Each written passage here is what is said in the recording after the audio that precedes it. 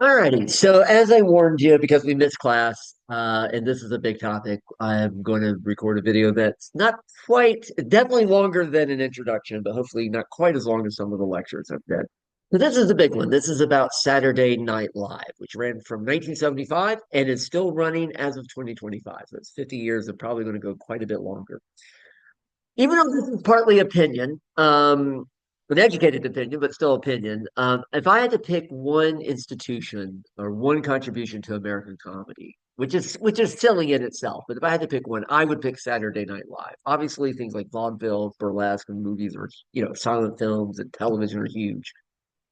But because it has been 50 years and it's relatively unchanged in those 50 years, but yet it is still relevant today. Maybe not quite as much as it was in the 70s, 80s, and 90s, but it is still very relevant today. It still makes the news. People still comment on it. It still gets huge views on. Well, it doesn't get the ratings it once got, but it's replaced that with the views on YouTube and other social media. And of course, you look at American comedy movies and TV shows, and they're dominated by Saturday Night Live writers, directors, and actors.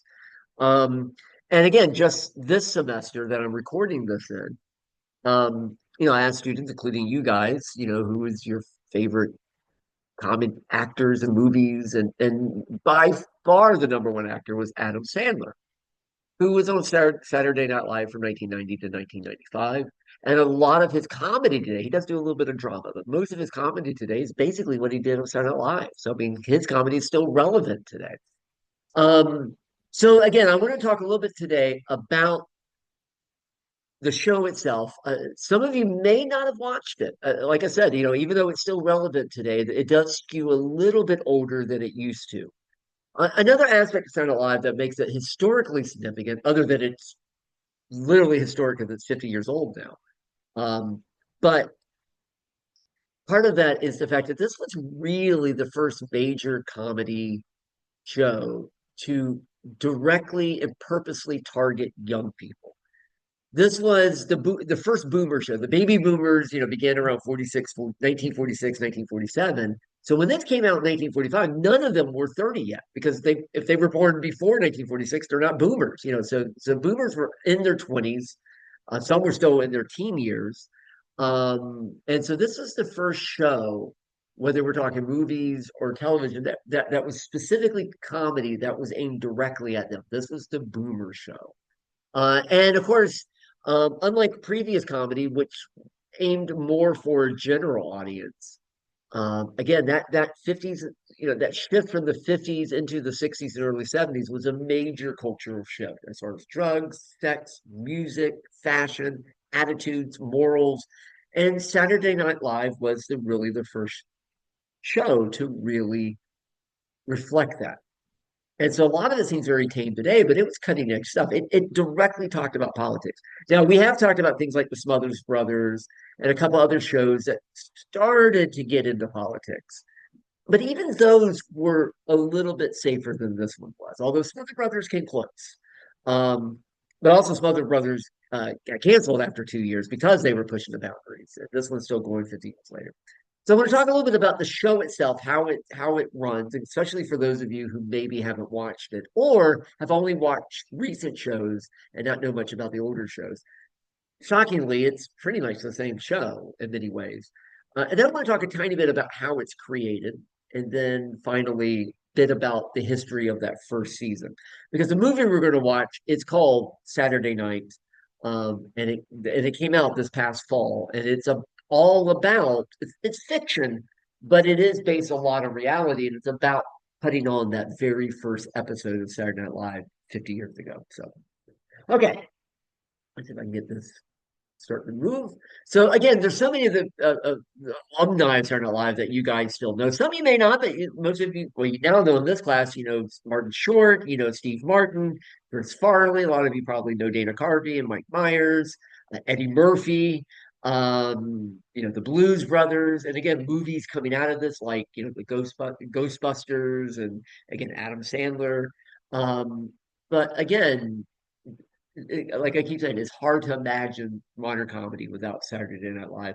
And again, even though it's been 50 years, it is kind of remarkable how many of that original cast are still around. I mean, as I'm recording this, Bill Murray, who came in the second season, so 49 years ago, he's got three movies out right now. He's still going. Chevy Chase doesn't seem to act much anymore, but he is still out there doing shows. And the people from the 80s and 90s are still out there. Eddie Murphy's still making stuff. So okay, so the way the show works, if you ever watch the show, it always begins with an opening sketch. Like no credits, no, they just it's known as the cold opening. So they'll open with again just a weird sketch. In the early days, it was just kind of a random thing. But over time, it kind of evolved into um, usually something to do with current events. Usually something to do with that last week. And a lot of times, again, it's about presidents or about politics or some big cultural event. Dana Carvey made a career, like a huge part of his career not live was doing George H.W. Bush. And most of the time, I mean, I couldn't tell you how many times they did it, but for several years, he would open the show as George H.W. Bush. But of course, these sketches would end, and this was the very first sketch, and I believe you guys saw this in class. This is the very first show, and the very first cold opening. Of course, at the end of that, they would whatever the joke was, one or in some cases, all of them. That's what's happening here. Would look at the camera and say, "Live from New York, it's Saturday night," and then the show would begin. Growing up, the first time I really watched the show as a kid, I always thought that was the weirdest thing. Like yeah, it's Saturday night. Why are you telling us what night of the week it is? And like, in other words, why aren't you saying it's Saturday Night Live? They say live from New York is Saturday night. Kind of. Well, I didn't realize that when it first started, they wanted to call it Saturday Night Live, but they weren't allowed to because there was another show on a different network at the same time. Well, not the same time of night, but on the same night of the week called Saturday Night Live. And that was hosted by a guy named Howard Cosell. You guys probably don't know who that is. He was a sports announcer. He was really famous in the 70s and 80s. He had a very distinctive voice. People used to imitate him all the time. This is Howard Cosell. And he wasn't really that funny, but he was a celebrity. So they gave him, ABC gave him a show. And it was, a sketch show. As you can see, it came on very early in the night. So it was not a late night show. It didn't last very long, although it did have a few people that wound up on Saturday Night Live, including Bill Murray was on there, his brother Brian Doyle Murray, that's Christopher Guest in the middle. All of them end up being members of the cast of Saturday Night Live later. So because of that, Saturday Night Live called itself Saturday Night for a few years, and then they switched to Saturday Night Live. So that's why they still say it the way they say it. It was because of this now pretty much unknown show. So they do the cold opening and then the credits roll. And they do it live. Again, this is truly is a live show. So it's always a live announcer.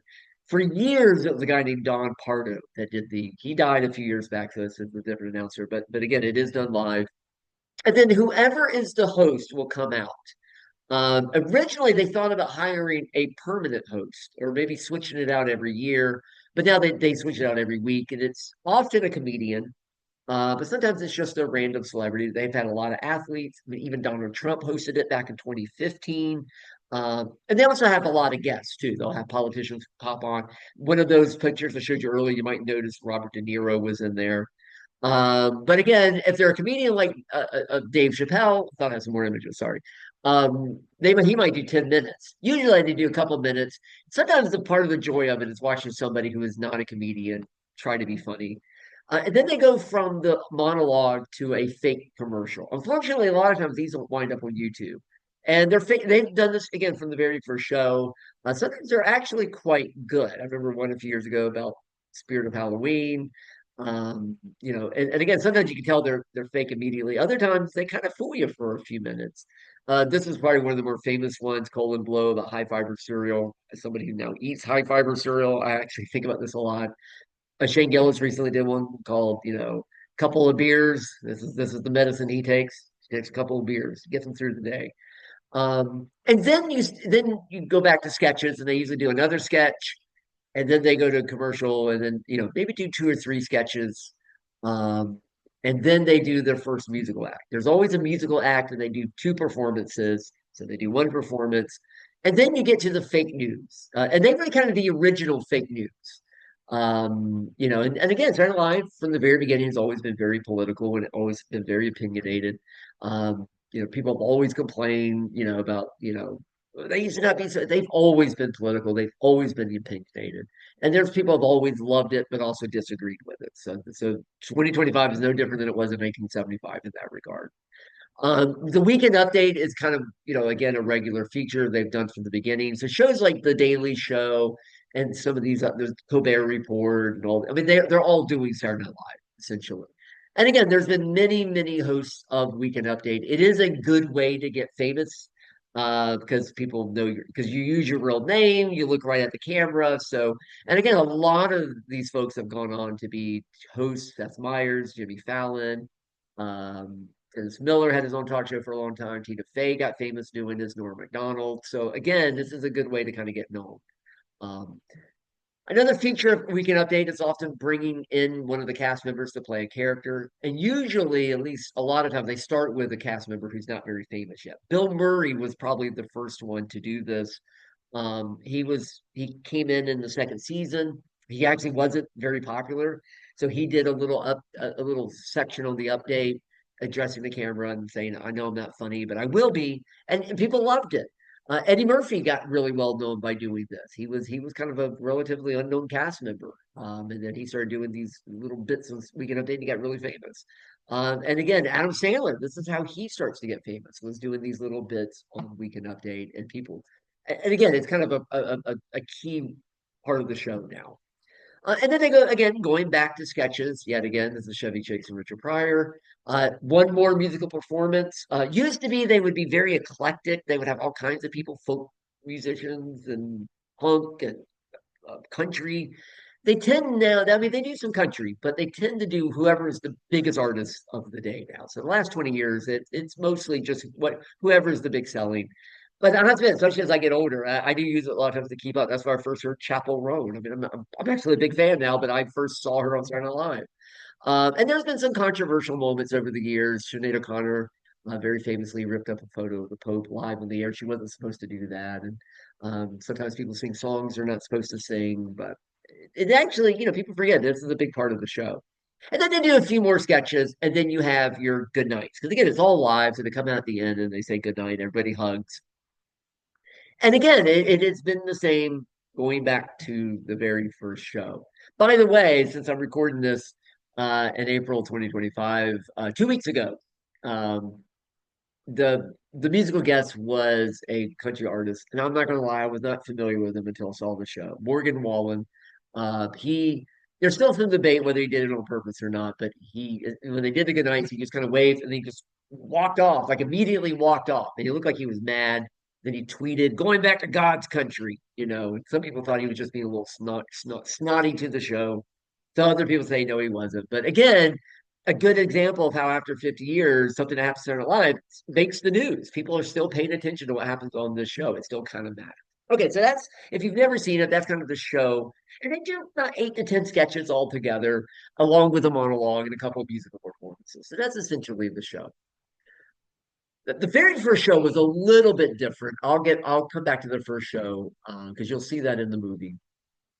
But one of the aspects that has been consistent from the very beginning is the fact that not only is the show live, and only one time was it not fully live that I'm aware of. And that was actually in its first year, December of 1975, Richard Pryor hosted. And the network was really nervous about him using profanity, which has happened on the show since then. People have cussed on the show by accident. But they thought he would. He actually didn't, but they did have a 7-second delay to give him enough time to hit the bleep button. He did not know about it, else he would have walked off if he had known about it. But so, as far as I know, that's the only time it wasn't fully live, as far as the news show.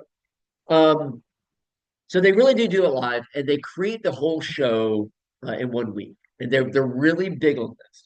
Now, a lot of people have argued that maybe they should move away from that model. I know the guys in Monty Python, they're big on writing. Like before they do a show or a movie, they'll spend months and months and months writing. We saw Faulty Towers. John Cleese and his wife Connie Booth would spend over a year writing all the episodes before they film anything. So they never understood why they do it this way. But for Saturday Night Live, it's like part of the energy. Is that they start Monday with nothing, and Saturday they have a 90-minute show. But you can tell sometimes because they do use cue cards, and you can see that sometimes they're reading the cue cards because they just wrote it. And some of the sketches aren't always well thought out because they just wrote the thing. So, but it does give it kind of an exciting energy. It's filmed in New York. It's actually filmed at 30 Rockefeller. That's the building you see here. That's owned by NBC. It's a famous old building. I mean, was where they did all their radio shows starting in the 50s. It's where a lot of their television was filmed, including some of the television shows we've talked about. It's where for years and years and years, the Tonight Show was filmed. In the early 70s, it famously moved out to California. But fairly recently, with Jimmy Fallon taking over Saturday Night Live alum, it's moved back to New York. Late Night with David Letterman used to be filmed in this building. I actually got to see a show of it live way back in 1991 when I was in New York. Um, and then Late Night with Conan O'Brien, and then later Late Night with Seth Meyers, are filmed here. And of course, Saturday Night Live. Saturday Night Live is actually filmed in a studio called 8H. It's a very famous old studio. It's been around for 60, 70 years, actually about 80 years now. Um, but they're on the 17th floor. So the 17th floor is they do all the writing and all that, and then they go down to the studio on Studio 8H where they actually film the show. So the whole thing is done in 30 Rock. Um, so the way it works is on Monday, whoever's hosting that week shows up. They meet with the cast and the director, the producer being Lauren Michaels, and not a whole lot happens on Monday. But they bat around some ideas. And then Tuesday, people come in and they write and they write and they write. Actually, I think a lot of what they do is they just sit there and think for a long time, just like when you and I are writing. But again, they write literally all day and all night long. And in fact, as a writer, you're expected to be there all night long. And Larry David, who, has been Curbing Your Enthusiasm, he's the writer of the show. And he got really mad because he'd write a sketch and go home about 6 o'clock and they'd be like, "Where are you going?" He's like, 6 p.m. I'm heading home. They're like, "No, no, you stay all night." So they've been doing this for 50 years. They stay up all night writing. And the cast members, even though they're not the writers, they're expected to be part of this as well. And a lot of hosts are also part of this, uh, especially the really good hosts: Tom Hanks, John Goodman, John Hamm, Jack Black. That they're at Steve Martin. They're in there writing the sketches as well. Then on Wednesday, they all go home, get a little bit of rest. And by the way, this was a show, especially in the early days, that was driven by drugs. A lot of pot and alcohol. Later, a little the cocaine came in. Although I think nowadays, I know some people probably do drugs, but they do seem to be like really healthy nowadays. But some of this time schedule really did come from the fact that it was done during the drug days, and I think that's partly what was fueling this time schedule. Anyway, so they'll go and get a little rest. They come back. This looks like based on the people here, I think this is in the mid '90s, but they come back. And then they usually have, I mean, they can have as many as 50 sketches that they've written, or at least ideas for sketches. And they all sit around and they just read them. And they say, okay, Chris Farley's going to play this guy, Adam Sandler's going to play this guy. And they read it, and if it gets a big laugh, they keep it. If it doesn't get a big laugh, they dump it. And the idea is that by the end of this, again, this looks like about 10 years ago that they were doing it. Again, they're still doing it the same way. This is actually this year. Um, and again, they go over it. They keep about 20 sketches. And then from Wednesday to Saturday, they're going to whittle that down to about 8 to 10 sketches. So they start with 50 or more, but wind up with 8 to 10. And the main thing is just, is it funny? And I think the other thing is it is it easy to do or is it too complicated to do? And then from Wednesday night, but definitely Thursday, Friday, and Saturday, they're rehearsing, they're blocking, they're rewriting, they're building the sets because they got to build sets. They just wrote the sketch. Now they got to build the sets. They got to get the costumes. They got to get the makeup. They got to write the cue cards. Of course, they're constantly changing the cue cards. They got to block the cameras. They got to get the lights just right. I mean, it is. Some of you may have done plays. You know how hard that could be. This is like 8 to 10 separate plays all being rehearsed at the same time. The thing that fascinates me is just the cue cards. The thousands of cue cards they have to create for every show. Handwrite these things every show, and then somebody literally is holding them as they're doing this. But again, they got to come up with the idea. Somebody's got to come up with that costume and do the makeup and all of that. Um, and then Saturday night, they do a couple rehearsals. By the way, the monologue and the weekend update usually is not written until Saturday because they want to wait till the last second, just make sure no big events happen. So sometimes they write a monologue and then completely rewrite it before, Saturday. That evening they do. In fact, that's what you see here. This is a ticket for the dress rehearsal. And they do it at 8 o'clock. And it's longer than the 90 minutes. It is a longer show because they know they're still going to cut some of the stuff. They're either going to cut sketches to be shorter or maybe just get rid of total sketches. So they always have more than they need. They do it before a live audience. They do film it. And it's amazing because they got 50 years of these dress rehearsals, and there's all these sketches that no one's ever seen since the dress rehearsal. It's an amazing archive. Um, but then they edit it. They got about 90 minutes usually to edit and cut sketches out and get the order just right, and then they go on. And the movie we're going to watch is that time period. It's for the first show, but it's that little period between the dress rehearsal and the live show. That's where the movie takes place, is in that time period. Um, what's interesting is that a lot of people may not think about this. So the show is 11:30 at night, 90 minutes live. But if you're in California, that's 8:30. So you're not seeing it live if you're in California or Washington State or Oregon. You're seeing a recorded version of it. So sometimes what happens is maybe a sketch screws up, there's a tech issue, maybe somebody cusses, maybe something happens. So sometimes when they played in California, they will maybe one sketch will actually be from the dress rehearsal and not from the actual live show. So they sometimes California does see a sketch or two, or maybe a version of the sketch from the dress rehearsal. And even when you watch YouTube, every so often, what you're actually watching is the dress rehearsal version, not the version that actually went out live. But again, most of that dress rehearsal you've never seen, I've never seen. Okay, so let's sort of go back to the very first cast, 1975. Let's talk about how this started. So it really starts with the Tonight Show. Now, obviously, today the Tonight Show it's not as big of a show anymore. It's not what it once was. To me, these talk shows are all I like them, but they're all interchangeable. They're all the same. But the Tonight Show really was a major cultural force. To me, this would be number two for comedy. I think it's right behind Saturday Night Live. So Tonight Show had several hosts. It started in the 1950s, but really Johnny Carson from 62 to 92 was the host. He hosted it for 30 years. And um, if you wanted to be a comedian, you had to go on the Tonight Show. It could literally make your career if you had a good night. Um, he filmed in New York in that same building, Monday through Friday, 11:30, 90 minutes live. Eventually, because again, they made tons of money from Johnny Carson. Johnny Carson was, and most people just called it Carson. They didn't call it Tonight Show. They just call it, I'm going to watch Carson tonight. And of course, the phrase, here's Johnny, which you may have seen in movies like The Shining, that's where this comes from.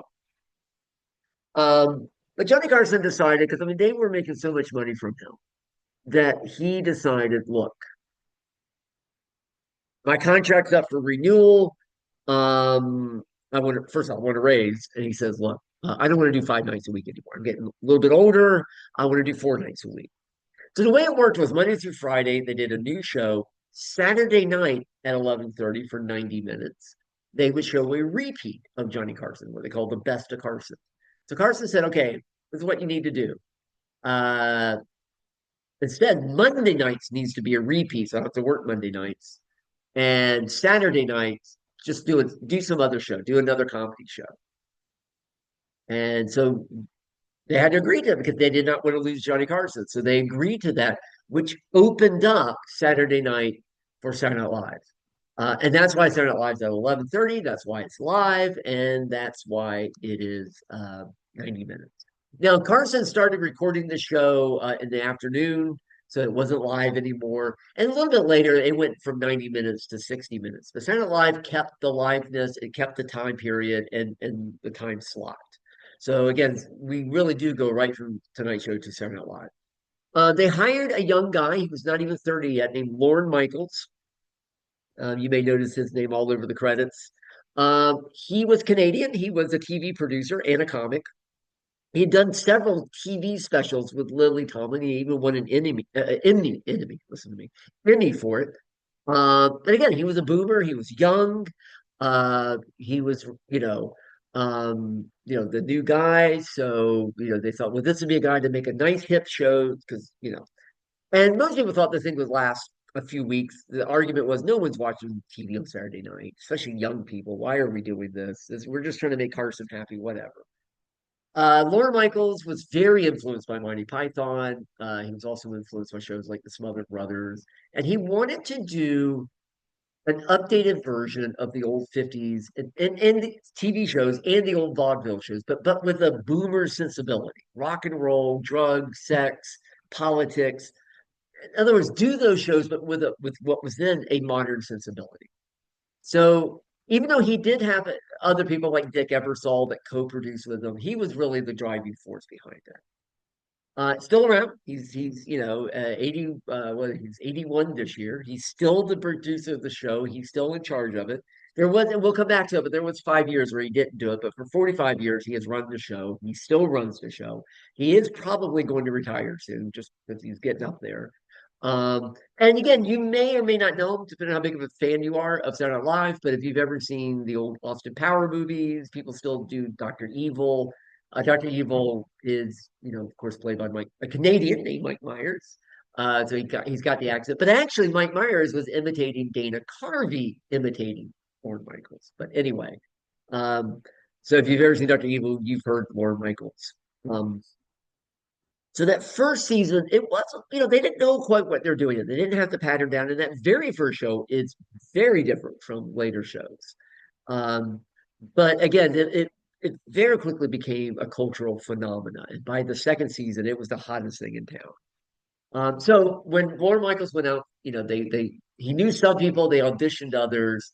One of the first people he hired as a writer was Chevy Chase, who most people thought he was in his 20s. He was actually a little bit older. He was already in his 30s. He was the oldest cast member by this point. But he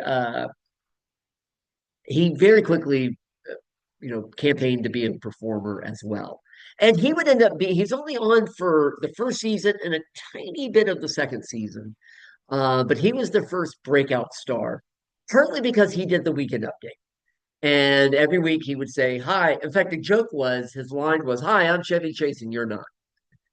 I'll be honest with you, I never thought that was funny. I never understood why that was such a big deal, but that was the first catchphrase from the show. And it made him famous because people saw his face, they heard his name. He was tall, he was handsome, he kind of had movie star looks.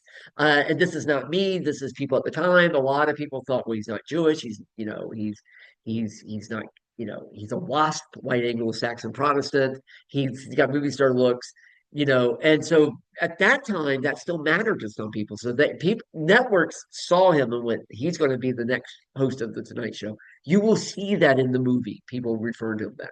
One of the problems with Chevy Chase, though, is I'll come back is that he behind the scenes isn't always the nicest person. And that has kind of ruined his career. By the 1990s, he was kind of done. But he left the show to do movies, and he did have a run of movies for about 15 years. He was a big movie star. Probably my favorite is National Lampoon's Vacation, a fairly dark comedy. Although most of you probably know more the sequel, Christmas Vacation. But he did lots of movies in the 80s. He was a big star. And then partly because of his private behavior, by the 1990s, he had kind of fallen off. He's still around. He still tours around doing showings of some of his movies, but he's really not a major player and hasn't been for a little while. He had a TV show for a little bit there, but he's not been around a while. And I'll go ahead and jump ahead slightly. Bill Murray takes over from Chevy Chase, and he's from Chicago and emerges as one of the big stars. Again, he would perform all the way to 1980, which is when most of the first cast will last till. He also became a huge star in the 1980s. He and Chevy Chase did not get along for a while. In fact, Chevy Chase came back to host, and they actually got into a fist fight right before they went on the air. But they did end up doing some movies together. I think they officially get along now.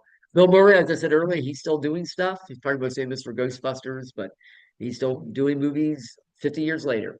Another person that was hired as a writer initially, but became a cast member was Dan Aykroyd from Toronto, Canada. Probably their best cast writer and probably their one of their best actors. He always played different characters. You know, unlike Chevy Chase, he was always just Chevy Chase. He always played various characters. Uh, Not quite as active. He sells vodka now, but occasionally you'll see him act. But he's not quite as popular as he was back in the 80s and 90s. But again, he wrote Ghostbusters, which also starred Bill Murray. It was originally supposed to be John Belushi and Dan Aykroyd, another cast member, but John Belushi passed away. And then they briefly talked about bringing Eddie Murphy in, but they didn't do that. They did have one African American. This is one of the biggest criticisms of Saturday Night Live is that up until recently, they've never had a lot of people of color. This has always been it's always been a very white show and overwhelmingly male, at least in its humor. They have really changed that in the last decade. Garrett Morris, who was much older than the rest of the cast, and really was more of a writer and an actor, a singer. He did do comedy, but he was not a stand-up comic. And they really misused him. They really did. And the movie plays with that quite a bit. You know, because he was African American, he often got kind of humiliating roles. He was always quote unquote the black guy, and usually was more of a supporting role. Now he did get involved with pretty heavy drugs while he was on the show. That didn't help. He's still around, by the way. He's close to 90, but he is still around, and he was at the 50th this year, and so he is a survivor of the show. But like I said, looking back, even the cast members admit that they did not use him well today. It does not reflect well on the show. Like I said, when it came to race, the show does have um, it wasn't as good as it should have been. It really took until the 2000s before it got better on race.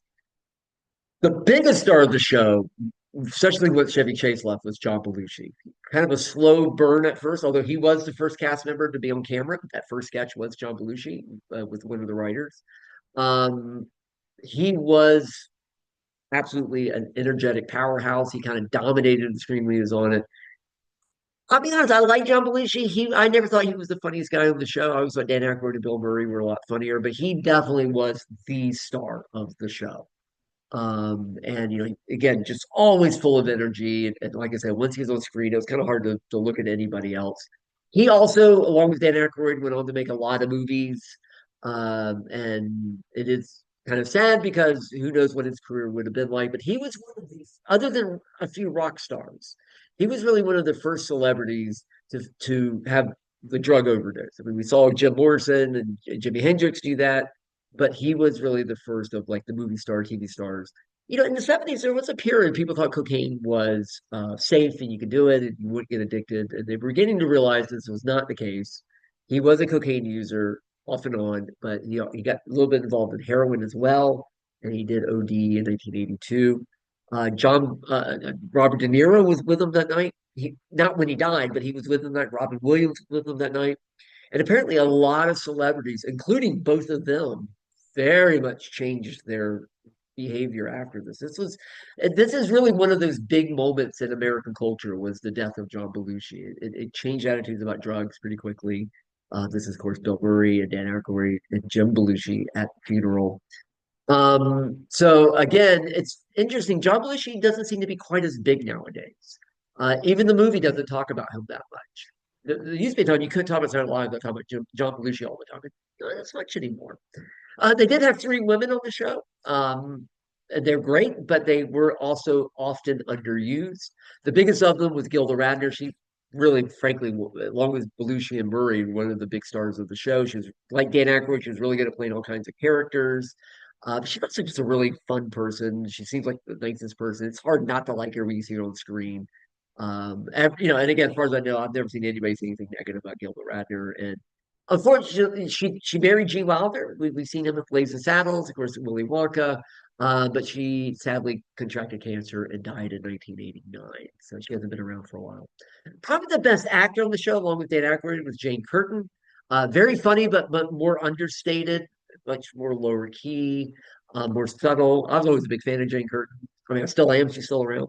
Um, John Belushi, in particular, did not like women comedians. We've talked about this before, this idea that women aren't funny. And John Belushi was one of the loudest of those critics. But the show was very male dominated. And Jane Curtin really kind of got a lot of the brunt of this, but she also pushed back hard on this. She did go on to do a couple of shows like Kate Nally. She's still around. She still performs today. The other one is Lorraine Newman, very talented, but I feel like she was underutilized on the show. You probably know her more now for doing voices in a lot of cartoons today, but she's still very active today. Of course, they have to have a writing staff, even though it was mostly men and all white. They did have some women on the staff. Lord Michaels, he could have done more, but he definitely did include women on the writing staff. The three main women when they first started with Rosie Schuster, Marilyn Miller, and Ann Beats. He was actually dating Rosie Schuster initially. They broke up. He still hired her for the show. The movie, you'll see that in the movie a little bit. Them talking about that. They do. They have other writers as well. They did go on to win a couple of Emmys. So again, it very much was a writer's show. One of those writers was Al Franken, who also performed on the show. He never was a full cast member, but he performed for many years. He was part of that initial crew, but then he comes back for another 10 years from 85 to 95. He's actually always been one of my favorite performers on the show. He even had a lot of, he wasn't a cast member. He did have a lot of characters like Stuart Smalley.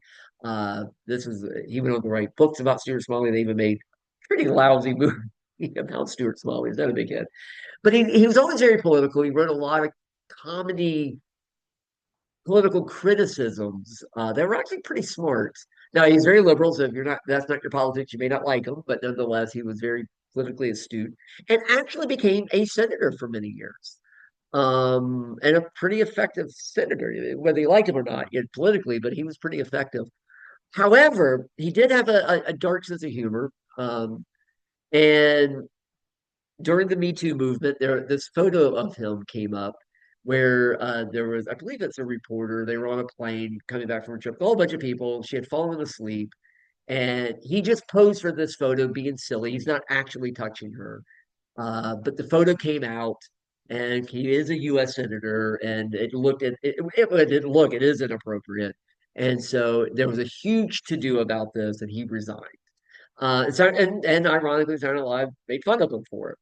Um, I think some people after the fact kind of thought maybe he shouldn't have resigned, but it might have been a little too quick, but maybe he should have. But so he still does commentary, but he no longer he's obviously no longer in the Senate anymore.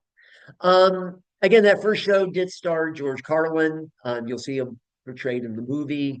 And one of the aspects of the show that was very different, that first show. So let's get to the first show, then move on, and then finally be done.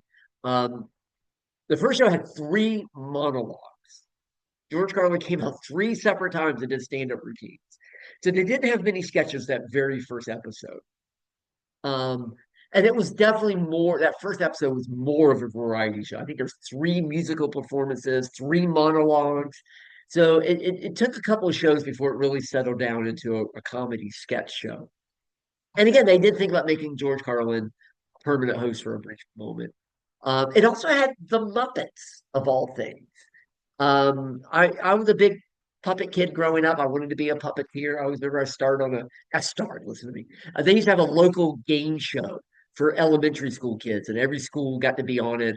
And when I was in fifth grade, my school got on it, and I remember they had a career ball.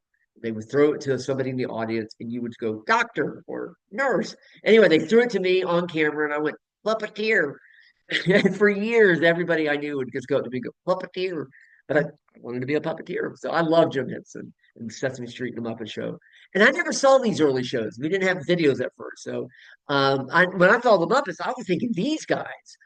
But instead, it was these weird Muppets. And Jim Henson and the guys did not actually write these. The staff wrote for them. And it was a weird mix. And after the first show, excuse me, the first year, they got rid of the Muppets. It was just a really weird, it's kind of forgotten about. But in the movie, you will see a guy playing Jim Henson and stuff. And it is true, Jim Henson hated being on there, and the people on Saturday Night Live, they didn't hate Jim Henson, but they hated the Muppets. It was a weird fit.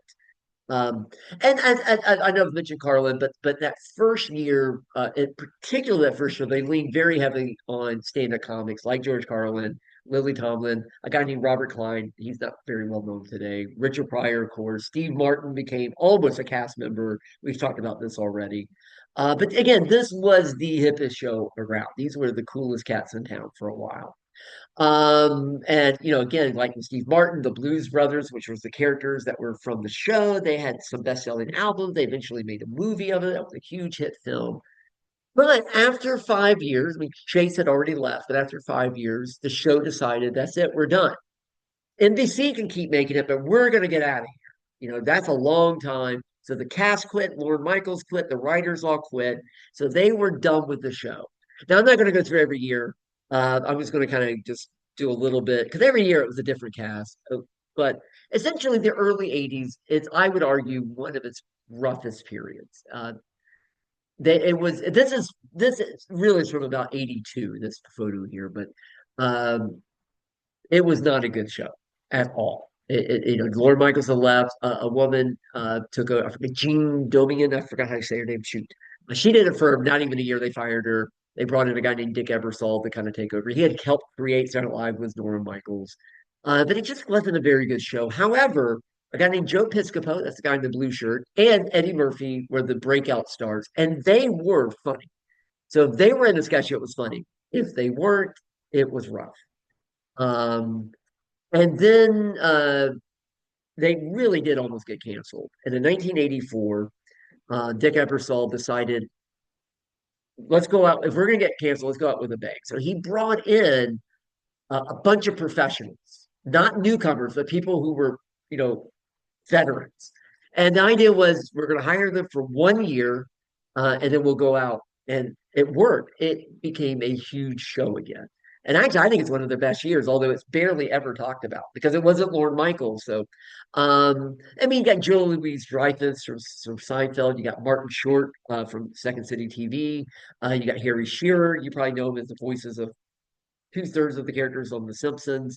Billy Crystal was he became a huge star from this show. You had Christopher Guest, John Belushi's brother Jim Belushi. It was not only really popular, it was really funny. It was really really good. And again, the two big stars on the show were Martin Short and Billy Crystal.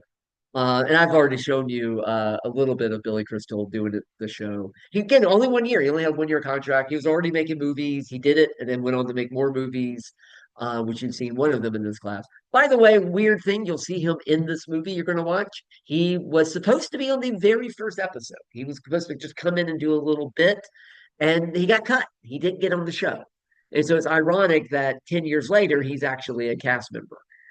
So you will see Billy Crystal in the movie, or somebody playing Billy Crystal in the movie. After 5 years of being away, Lorne Michaels comes back, and he's still with him 40 years later. But this was the first season he came back. It is the worst season in Saturday Night Live's history. There's no getting around it. It is horrible, and I saw it live. I used to watch it, and it was horrible. Uh, he also did kind of a weird thing. He brought in a lot of actors. Randy Quaid, the guy in the back to the left, he was an Oscar nominated actor. He'd been in movies for 10 years. Um, Anthony Michael Hall, who had been in your Vacation movie and 16 Candles and Breakfast Club, and he was brought up in the show. Joan Cusack, another actress that already made a lot of movies in the 1980s. And of course, the one that you guys probably recognize, Robert Downey Jr. This is how he became known. And then you also got a couple of people like John Lovitz. Dennis Miller was doing the Weekend Update, but it was not good. It really was not good. And again, almost got canceled. So most of the cast was fired. John Lovitz and Dennis Miller were kept. They brought in a new cast. And this is when I was in high school when it was on. This was kind of like my cast. And this was really, really successful. And I think it compares to the first 5 years. It was a really, really good cast. Kind of jumping ahead, maybe just doing a couple more casts. If you go to the mid 90s, this is where you might recognize a lot of these people. You still have Phil Hartman and Dana Carvey from the 86 to 91 years, but you got David Spade, you got Adam Sandler, Chris Rock. Al Franken was on the show a lot at that point, Rob Schneider, and of course, probably most famous for a lot of people, Chris Farley. Um, oh, I thought I had my 2015 one. Oops, I skipped a couple of years, didn't I? Then, of course, you get into the 2000s. You get Bill Hader, you get Will Ferrell, you get Kristen Wiig, Tina Fey, Amy Poehler, Kenan Thompson, and of course, now here we are, 2025. This is the current cast, and again, just looking at that cast, even if you don't know all of them, a couple things probably stand out. It's a lot of them now. It's not five to seven. It's now like 20, but you also probably, even just glancing at it, you can tell there's people of color. One of the biggest stars in the show is an Asian American, Bowen Yang. You see a lot more women. You also see sometimes more age differences. So again, they are much more reflective of who America is. The only downside is I do think there's too many people. It just the downside of that you just can't. People don't have, people get one sketch a week, so it's not like it used to be. But anyway, like I said, this show has been around 50 years, and this lecture has been going on for about 50 years, so it's time to be done. So the movie is Saturday Night. Uh, it is a fictionalized version of the very first episode. Again, that little period right between um, the dress rehearsal of the final show. By the way, the director of Jason Reitman, who's the son of Ivan Reitman, who directed Ghostbusters and a lot of those Saturday Night Live movies. So he was a kid that grew up around these people. And the actors they get to play the real people are actually pretty good. I actually think they do a pretty good job of capturing the real people here.